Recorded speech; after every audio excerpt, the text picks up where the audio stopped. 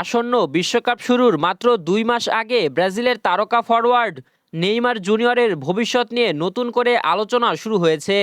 Brazil জাতীয় দলের coach Carlo Ancelotti ফরাসি সাময়িকী ফ্রান্স ফুটবলকে দেওয়া এক সাক্ষাৎকারে জানিয়েছেন, পুরোপুরি ফিট থাকলে দলে ফেরার সম্ভাবনা রয়েছে নেইমারের। 2023 সালের অক্টোবরে উরুগুয়ের বিপক্ষে ম্যাচে গুরুতর হাঁটুর চোট পাওয়ার পর থেকে জাতীয় দলের বাইরে আছেন নেইমার। দীর্ঘ এই সময়ে তিনি পুনর্বাসনের মাধ্যমে ফিটনেস ফিরে পাওয়ার চেষ্টা চালিয়ে যাচ্ছেন।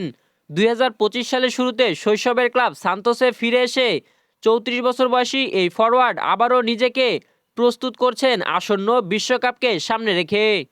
জাতীয় দলের অভিজ্ঞ মিডফিল্ডার ক্যাসেমিরো মনে করেন, ব্রাজিলের সর্বকালের সর্বোচ্চ গোলদাতা হিসেবে নেইমার এখনও তার অভিজ্ঞতা ও দক্ষতা দিয়ে দলের জন্য গুরুত্বপূর্ণ ভূমিকা রাখতে পারেন।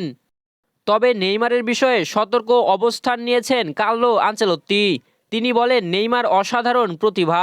স্বাভাবিকভাবে সবাই বিশ্বাস করে সে আমাদের বিশ্বকাপ জেতাতে সাহায্য করতে পারে।